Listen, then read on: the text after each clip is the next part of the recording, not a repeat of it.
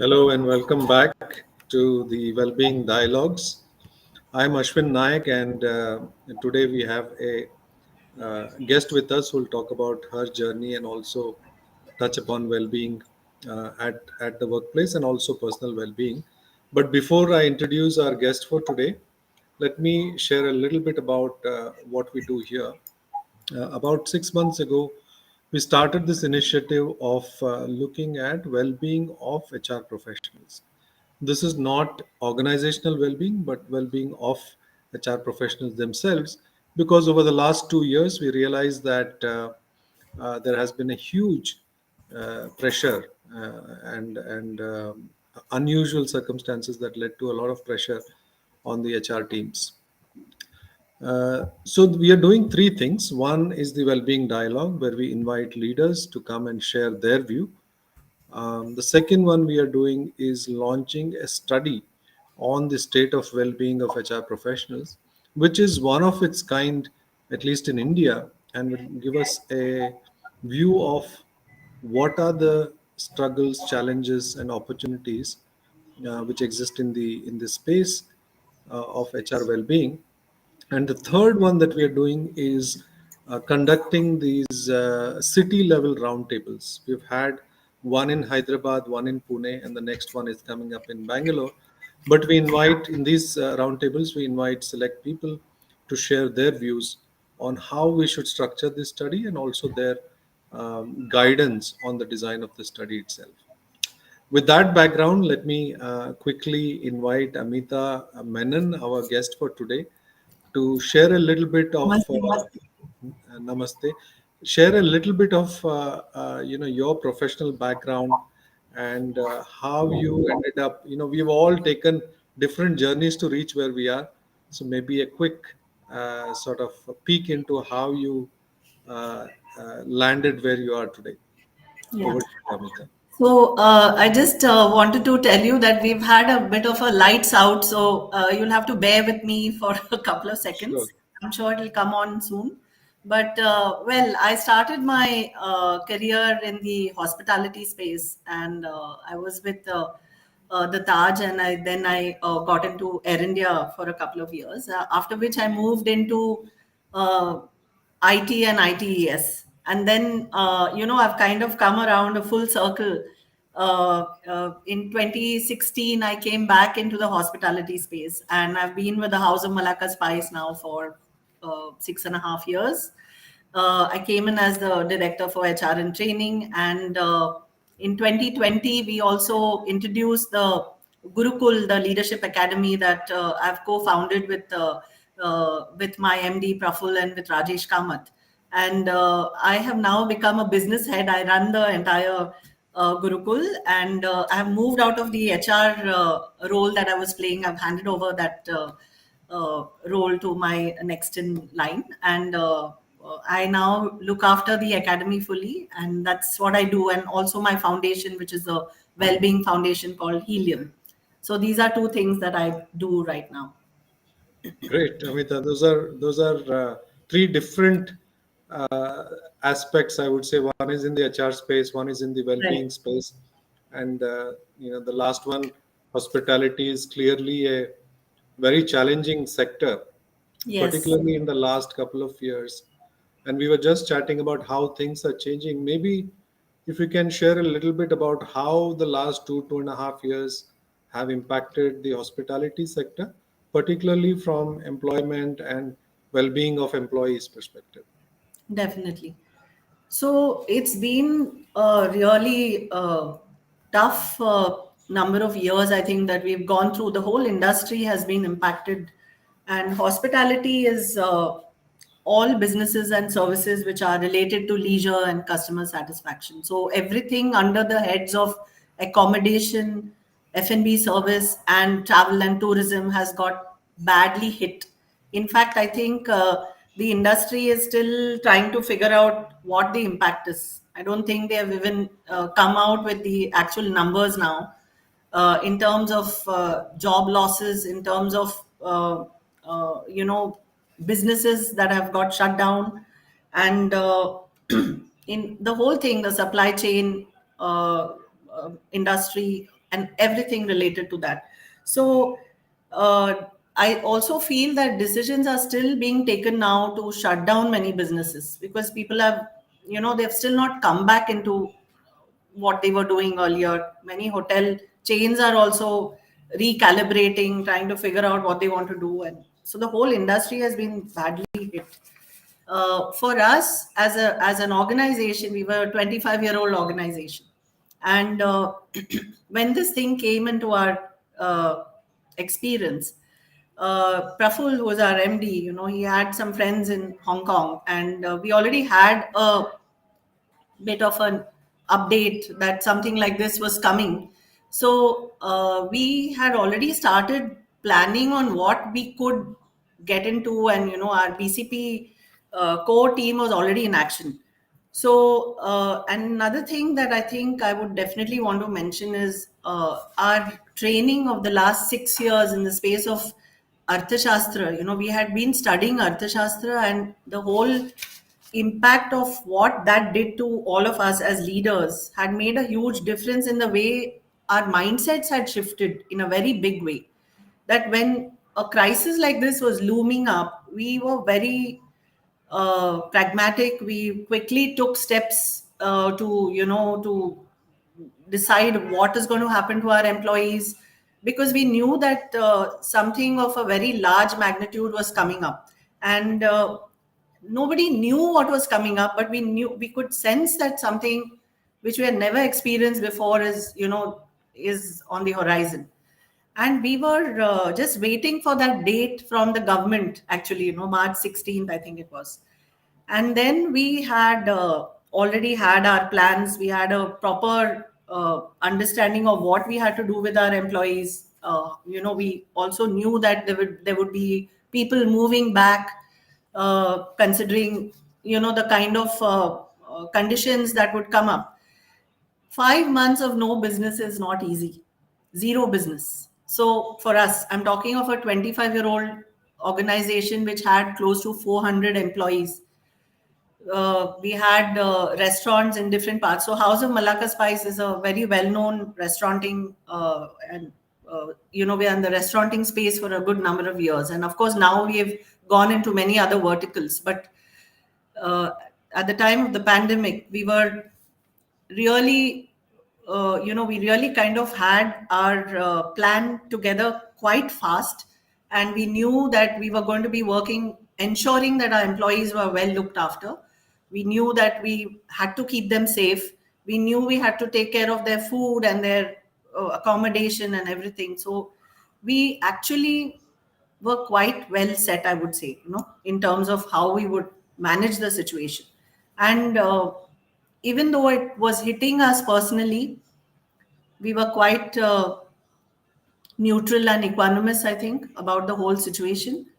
And I think that did really good for us. So, in just assessing the situation and trying to do the best that is there for the employees, all of that, I think we were able to do it because of the mindset.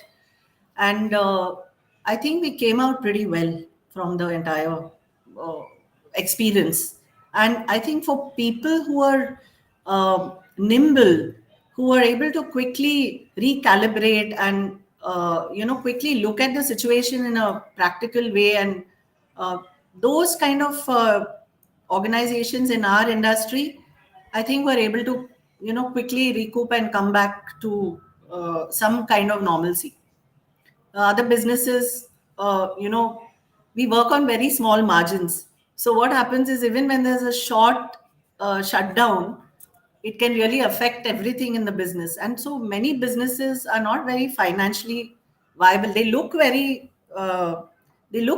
they're doing really well from the outside, but it was not like that, earlier. I hope that things have changed now for many of the restauranting, companies in that space.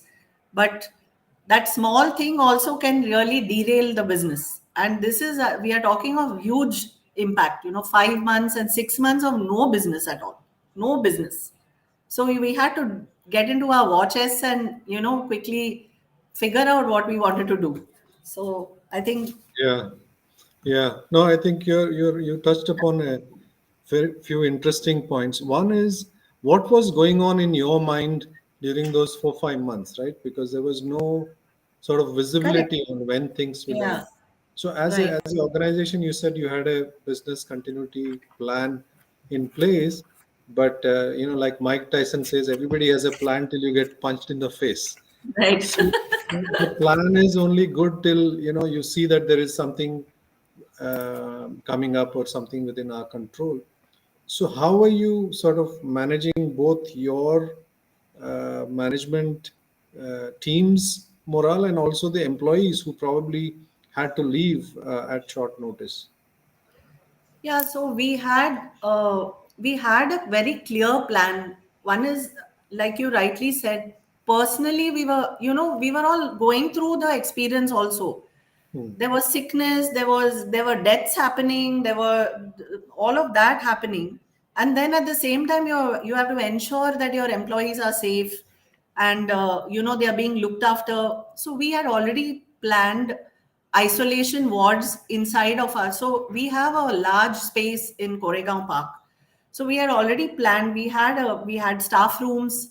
So we had already planned what we wanted to do with our employees in case there was a number of people falling sick. We had already planned how much we would give them in terms of allowances.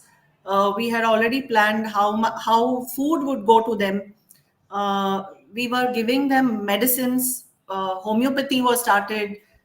We started giving them vitamin D3 and vitamin C regularly. So everything was being done to make sure that employees were being safe. Plus, our MD is very connected to the Restauranting Association. So what happens is he was getting inputs also about what the restauranting forums were expected to do and stuff like that. We were already getting information in terms of SOPs and things like that that we had to quickly change. We had already also decided that we would, because there was no business, dine-in business, we had to think of what other businesses we could do to survive.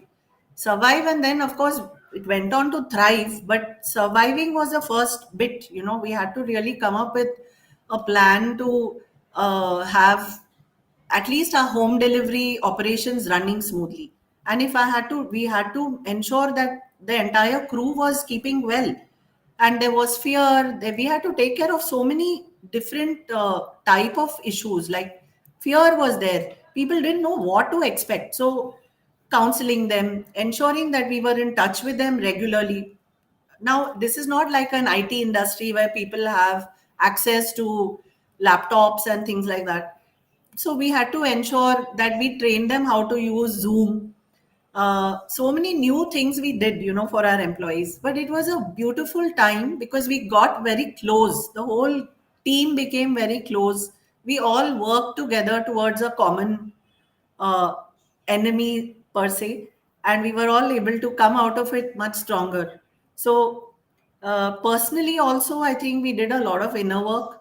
So there was a lot of stuff that we did for ourselves, and we also did a lot of things for the employees. So I think overall it was tough. I wouldn't say that it was easy, but we were able to manage, I think, primarily because we went very much with what we had learned through the last 6.5 years. We are already kind of, there was a certain mindset that was already created. That mindset, I think, is very, very important, because if you're not in that level of, you're not in that kind of a state of mind as a leader, it's very difficult uh, to be in a very neutral space, where you're able to ensure that you're looking at the entire ecosystem and you're making sure everybody in the ecosystem is being taken care of.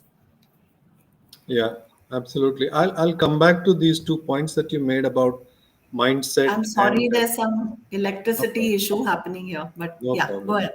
No, I'll come back to these two issues that you mentioned about mindset and then also your personal well-being. But before we get into that, maybe if you can share a little bit. You spoke about Arthashastra and the Gurukul. Maybe Right. what is happening there, uh, and that number one. And number two is you also have a wellness initiative. How did that happen? Was it an outcome of something, or were you always interested in the well-being space? Sure, I'll just share a little bit of my journey with you. So basically, my personal journey in the space of well-being began when I was pretty young.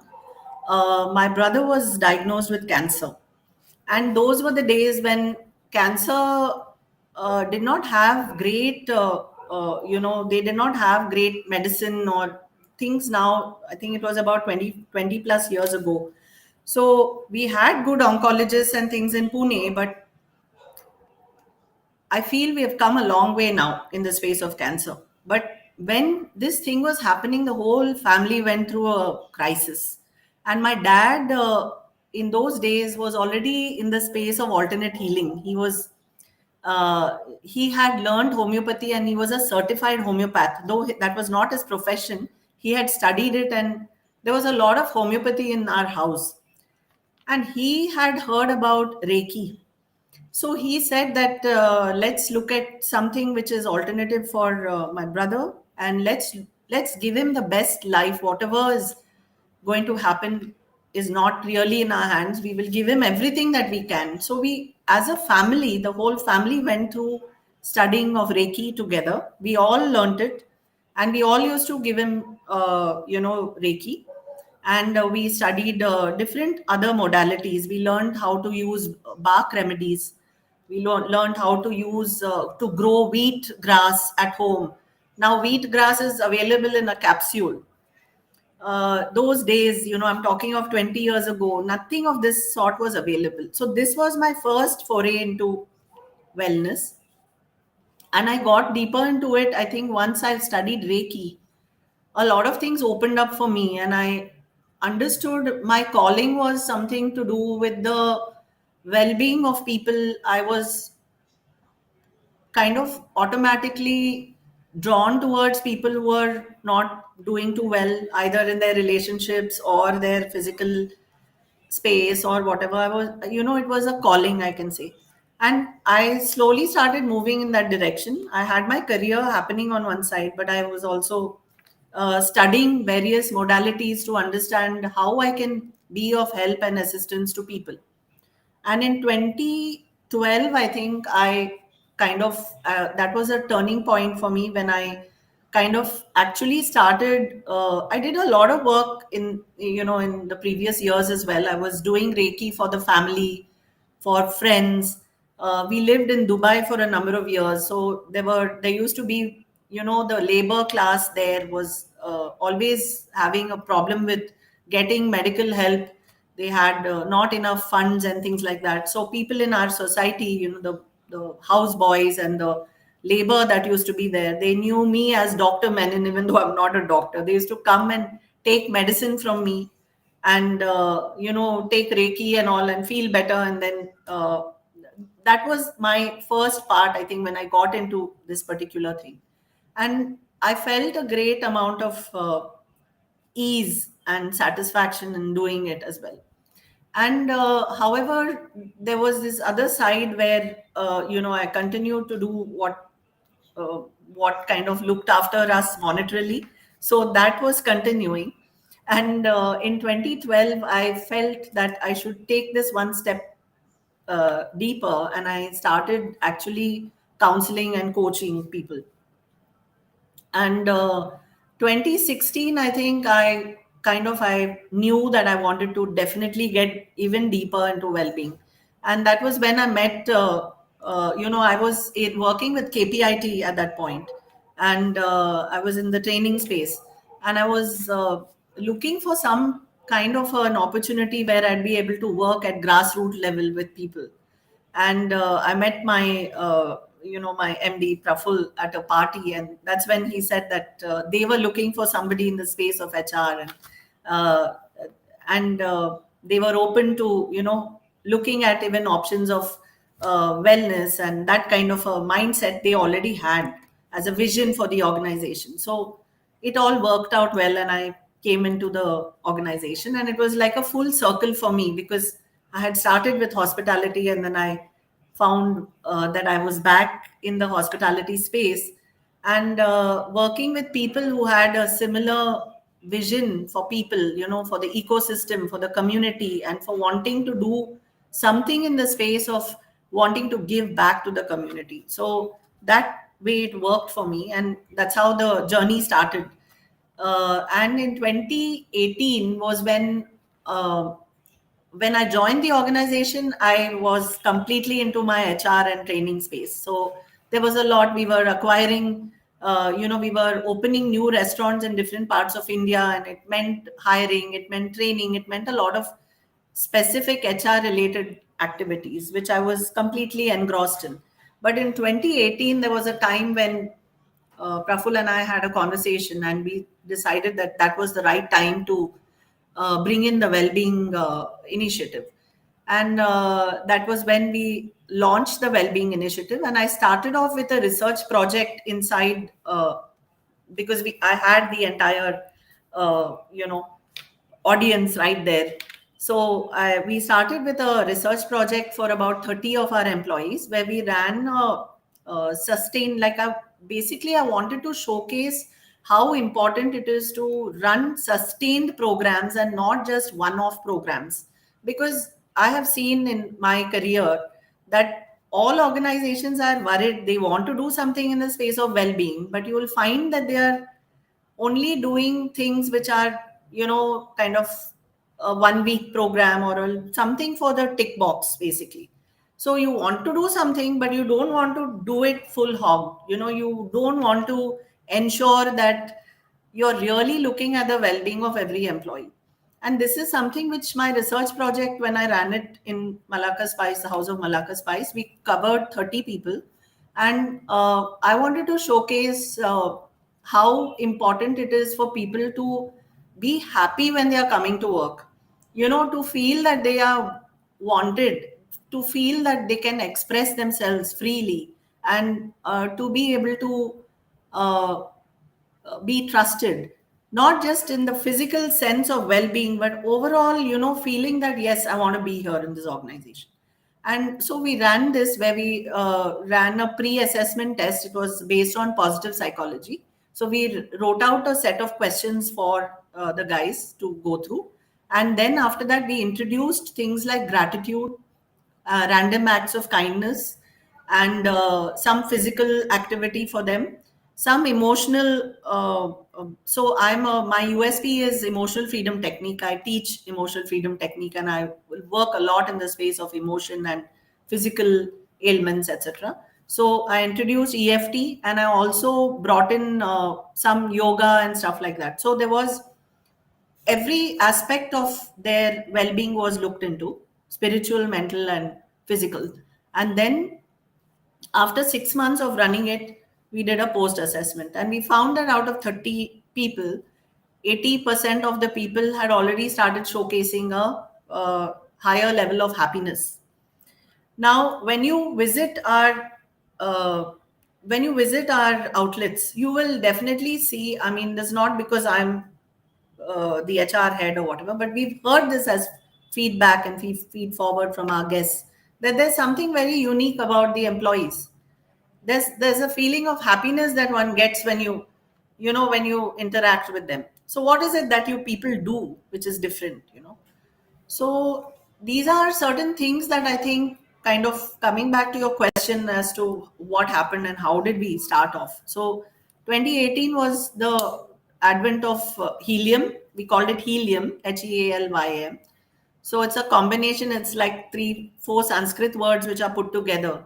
So Alayam is there, which is abode of consciousness. Yam is the Bij mantra of the Anahat chakra. And heal, of course, is the word for healing. And we wanted to work in the space of offering curated programs to the community and to corporate and whoever would want to associate with us, basically. So we, of course, continue to do programs for our own organizations, but we also run workshops and events for other organizations. So this is what Helium does. And in 2020, when we went through the pandemic, was a time that there was a lot of inner turmoil going on. And I think that was the time when Praful called up Rajesh and me and said that I think this is the time that we seriously think of bringing whatever we have learned to the uh, community. So let's put in Yoga Shastra as well as Artha Shastra, make a real beautiful curriculum which brings in both of these wonderful sciences. One science which goes deep within yourself, where you understand who you are, and you bring in awareness within yourself and bring in the inner abundance. And then of course the second science, which is Kautilya Arthashastra, which talks of the science of prosperity, which is, once you are in a self discovered space as a leader, you're able to go out there and be a much more effective and transformative leader outside in the external world. So this was something that we put together in a very short record period, blessed by the Purvacharyas and Gurus. It wouldn't have been possible. In 3 months, I think we had the curriculum ready. We have a fantastic group of people, that community that comes together to put all the content and everything. And we run now, it's 2 years now that we've been running these courses online. It's a 10-month course, which goes, so it's a leadership course which is a lot to do with self transformation. So we are creating transformative leaders. Great. There are so many things that you spoke. It looks like each one could probably take an hour, but let me try to sort of tease Yeah, out a few things. The first thing that you mentioned about how most organizations do this checkbox, feel good. It's only feels good for the HR team, right? We did something, right, and but right. really the impact is not felt. And you said by design you thought that it should be an ongoing program, right? Yes. So maybe if you can talk a little bit about how over the last, you said there was a pilot for 6 months. Then did you expand it to the entire organization? Some learnings there. What worked, and also most importantly, what didn't work? Given that there were so many other priorities, were you able to still continue the focus on well-being? Yeah. So this is a really good question, and very important one for organizations, I think. So it's the prerogative of every organization to look at the overall well-being of people, because you as an organization is looking at bottom line, top line, all of that. And the people who are coming in there are the ones who are making that happen for you. So it's very important that the management of the organization has to have very clear direction in that space. So I think for us as an organization, we were very clear that we wanted to ensure that we were all on the same page when it came to this particular point.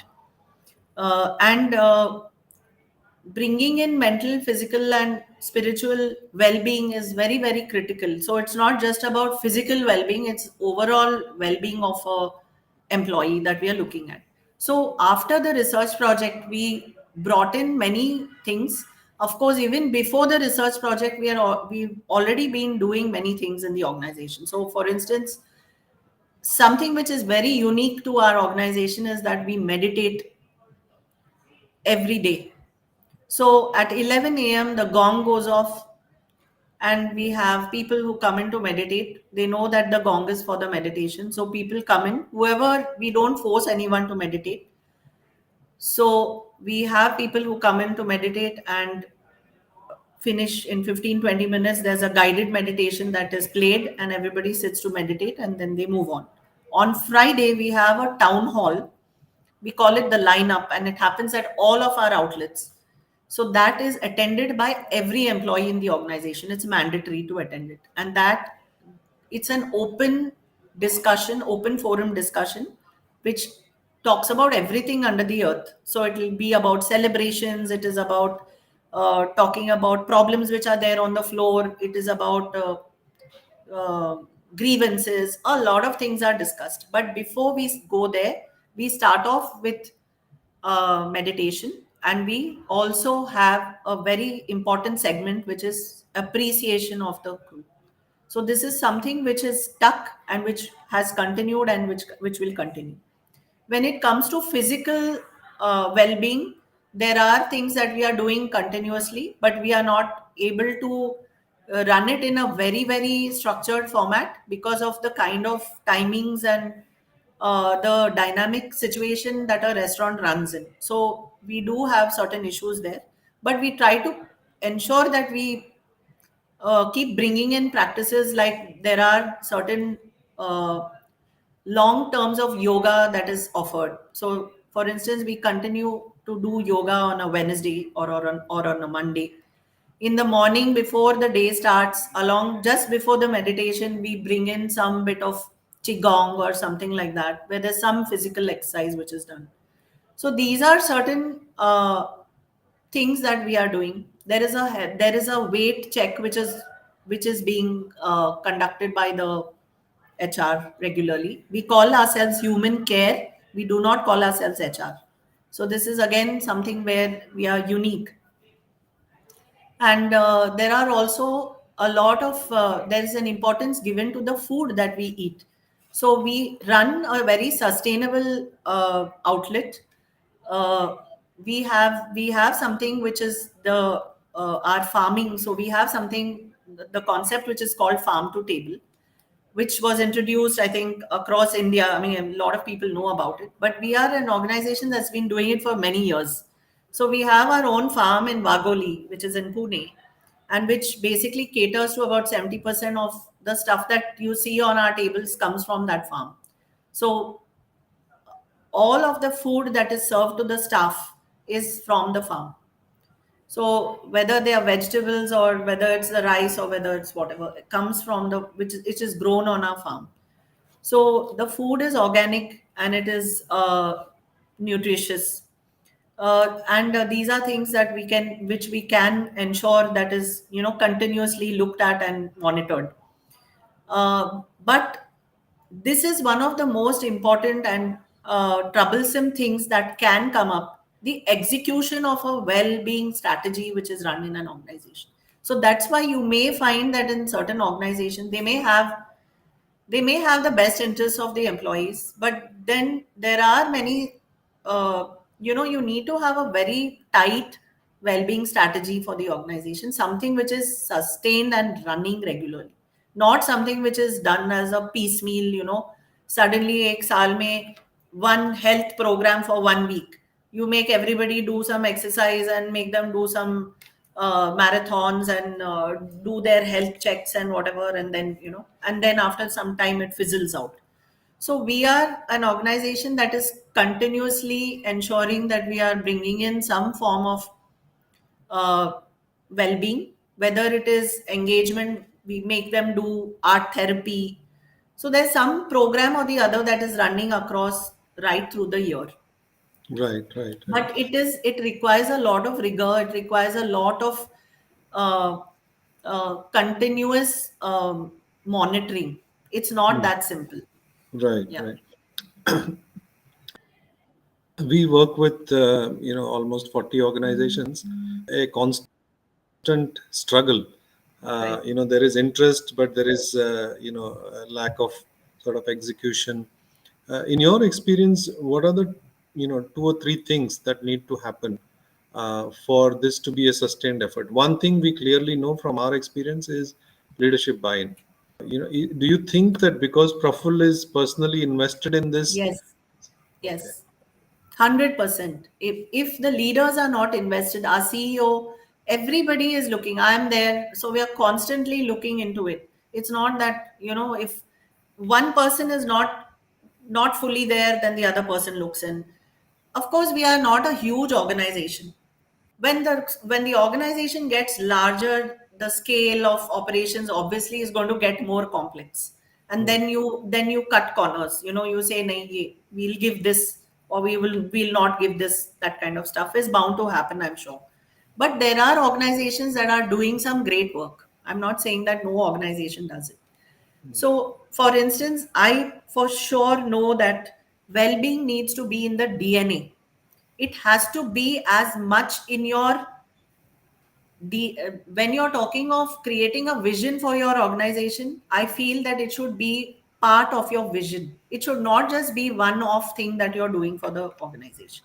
So this is somewhere where leaders come in and they'll play the bigger role. Then they need to have the right kind of people running that program. You need to have the right amount of budgets kept aside. You need to have uh, a good team that can execute the entire program, that is constantly tracking. That tracking and monitoring is one of the most difficult things, mm, because you want to always have something where you're saying, okay, it has to correlate to productivity.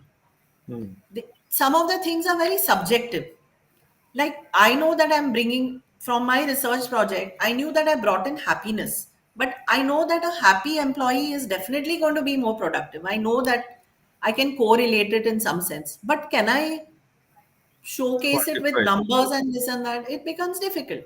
So Yeah, then there comes the gap, I feel, because you're not able, because company says, I want everyone to be productive.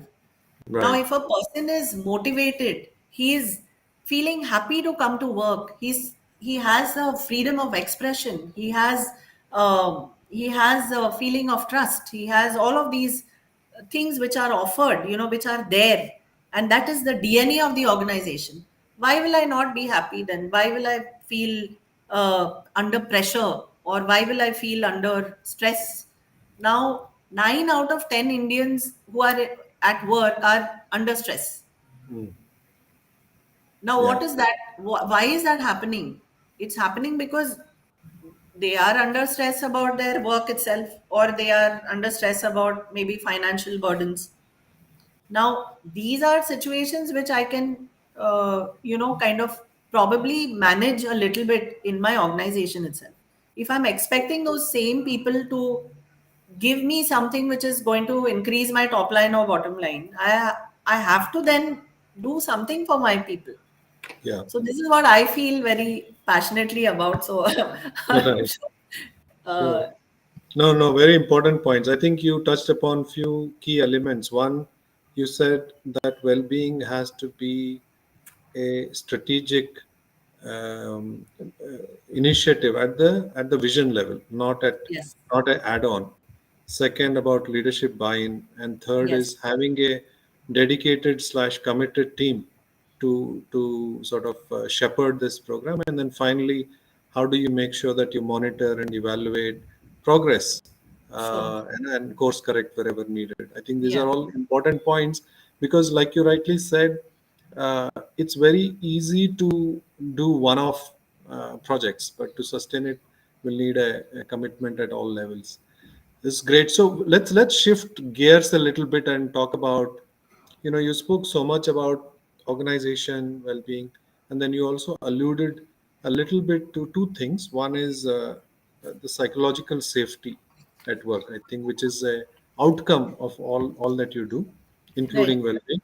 And second, you spoke about the personal sort of well-being or the personal space that the leadership created. If you can talk about these two things, how do you actively create this psychologically safe space for others and at the same time for yourself and the leaders in the organization? So for us, this comes from a very, a wise and a person that is constantly looking within. So if you are a person that's not looking within as a leader, you're not constantly mindful of what is happening within you. It's very difficult then to expect certain things to happen on the outside. So, first of all, I think the journey or the action starts with yourself. So, even, I mean, if I have to talk about myself and my well being, it's all about how I'm looking into my physical, mental, and spiritual space on a constant, in a disciplined fashion. It's not something where I just kind of do it uh, when something goes wrong or when there is a crisis. I'm doing it because this is now part of my lifestyle. This is the way I live. So it's very important that the organization, from an organizational perspective, our organization, I will now come to, is very, uh, like, we are very focused on ensuring that the leaders are walking the talk. So we are constantly being, if I'm being coached, or if I'm studying something, then I need to be constantly doing some self reflection of who I am and what I'm doing. Now this then allows me to become more conscious of how the entire ecosystem is also running. So the ecosystem is not just about my customers. The ecosystem consists of everyone in the ecosystem, including all stakeholders. All, we call them mitras. In Arthashastra parlance, it's called mitra. So all the people, the vendors, the so everybody's well-being is important for us. The employees, the employees' families, everything is uh, keen, important thing. Now, when I'm coming into work, I need to know whether I'm able to call out if something is going wrong. I'm in a space where I feel free to call out if something is not the way it should be. So these are the kind of small, easy things that one can do. Of course, again, I'm coming back to the size of organization. But I think if you can do it for 200 people, it's just about scaling up and ensuring that that vision, you create leaders at every juncture and ensure that they are managing their teams in that same way. So I hope I'm answering your question. uh, Sure, sure. Yes. yeah, so in terms of uh, like, I'll give you an example of what we are doing in at the House of Malacca Spice. It's something which is extremely powerful and unique. It is called intrapreneurship. Now, which organization? Maybe there are some organizations that are doing it, but we encourage people to create our own enterprise inside the enterprise. So, for instance, I'm the CEO of Chriranjeev Gurukul. I run it like I am the boss. I am not boss, but I am the Swamini of this space. Now we have people who are already doing another, like playing the role of, say, F&B controller. That same F&B controller is supplying coconut to Malacca Spice. House of Malacca Spice, he is supplying coconut to Malacca Spice. So what is this? It's a win-win situation. It's a situation where you're giving the person the freedom to run his own enterprise. He can make his additional, augment his income, because we as an organization can only do X.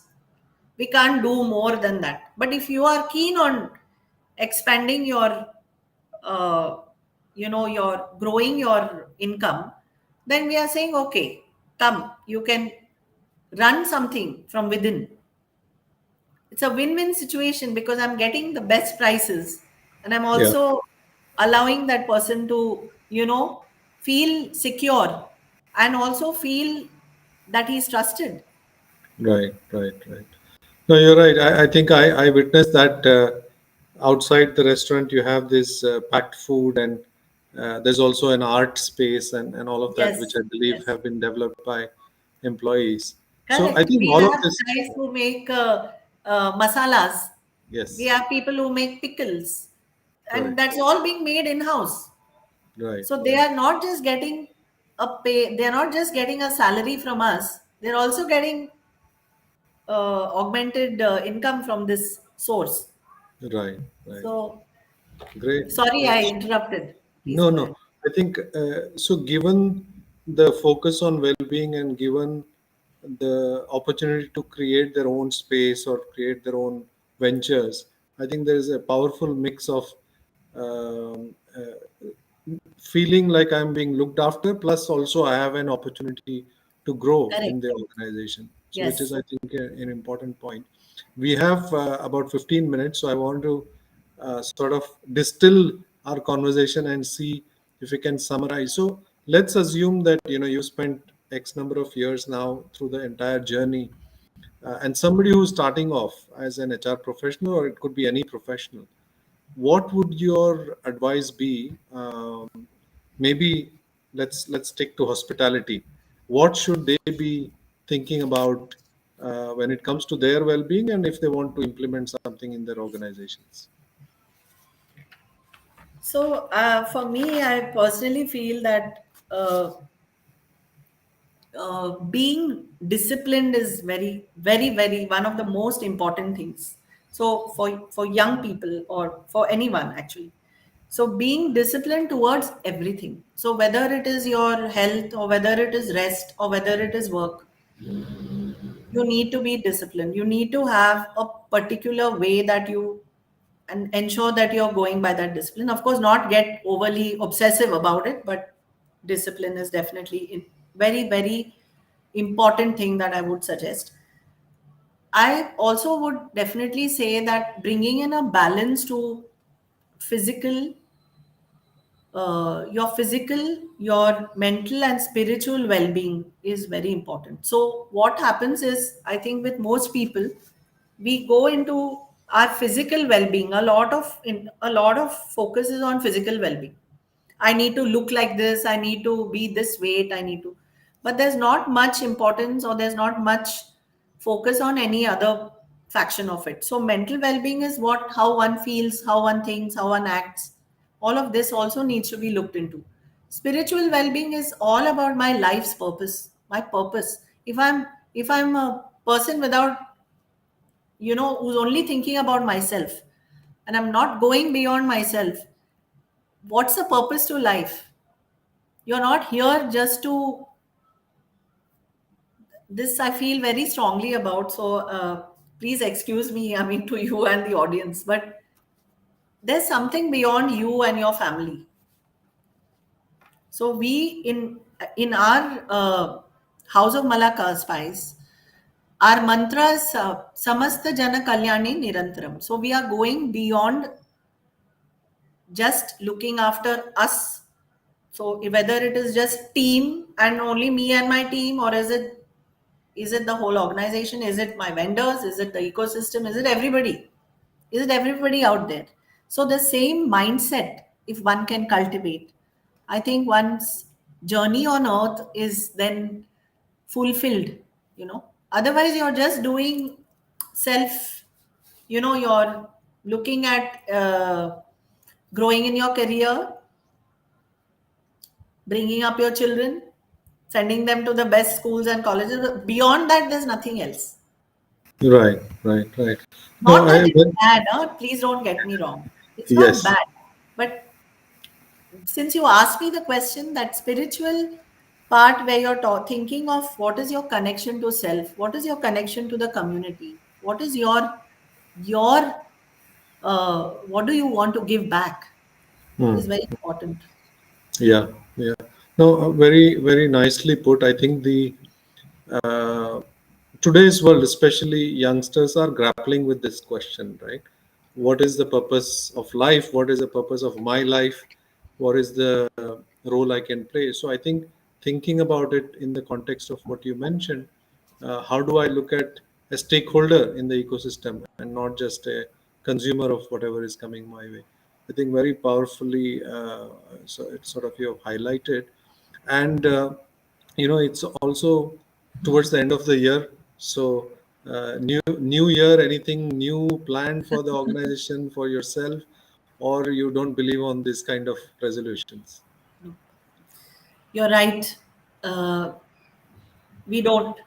So this is an example that I always give. Praful lost his wife in 2013, and Praful is our MD. And even on the day that she passed on, the restaurant was open and everybody worked. So we believe that this is our karma bhumi, dharma bhumi, everything. So we are here and we are here to serve. So, of course, for our organization, it means continuing on the path of creating better awareness for ourselves. So, as a leader, if I would want to call myself a leader, then it is about building. taking care of my physical needs, taking care of my personal, my spiritual and my mental needs. These are very important, because if I look after this, then I'm able to look after the organization in the best way possible. So it's all about ensuring that we continue to do that, and we also continue to, give our best to the organization. Nice, nice. I think this has been a fascinating conversation. And given that you are in such a tough sector with razor thin margins, the ability to think long term as a crucial stakeholder of well-being of employees, I think it's very unique. Not many organizations. A lot of hospitality companies focus on customer service. That's a given. I think that's something that everybody aspires to, and there are great examples of that. But very rarely you find organizations looking inwards towards their employees and also within themselves. So I think this was a very refreshingly different conversation. There were so many Thank you. interesting points, and if I were to summarize and take away, I think the emphasis on making it an integral part of your DNA as an organization and not just an initiative. I think that's came out Yes, very clearly. And second is, how do you focus on overall well-being, not just physical but mental, spiritual, correct. etc. And also defining that very clearly across the organizations with stakeholders, with people who are monitoring, people who are executing, and things like that. I think it's a great example, and I hope that a lot other organizations can learn from this experience. But let's say if you are when you are explaining, when you are sharing these experiences, do people object? Do people say, "Arey, this will not work in my organization, or this will not work in our sector"? Do you get that kind of feedback when, especially through your work in Helium? Yes. So it's not that simple, because even though we have this research project, we have actual numbers, we have our own stories. It's not that simple to um, get them to understand that you can run it in a very uh, sustained and sustained way at not a very high cost. We don't have to be spending too much of money on the program. So if you're outsourcing it to somebody, say, let's assume that you don't have your own well-being department, and you want to outsource it. It doesn't need to be a very expensive affair. It can be done in a very in a very economical way. But I don't know what it is. I'm still not able to. I think it's a big mystery for me. I've worked on the other side also. I've been, part of the big organizations, and on the other side, I've seen both sides. So I think it's a lot to do with the way the organization uh, feels for its people. Yeah, So you do have big organizations that are doing some phenomenal work. We know of those organizations. So there are organizations that have successfully managed to sustain. You need to have leaders who are very focused on this, I think. yeah, yeah, That's absolutely. for sure. In our experience also, I think one of the key uh, sort of enablers we have seen is when it is owned organization, when you have Yes. champions at all levels, right? It's not Yes. just an HR initiative. So Correct. champions are, but how do you get them excited? How do you get them become owners of well-being? That's a big challenge. It's a challenge, I think, at two levels. One is at the intention level, and also the skill, right? No, we have Correct. never been taught. We have never been taught about how to have a conversation about well-being at workplace, why it is important. It is not something that you do outside of work, but how do we Correct. integrate? All these skills are not there.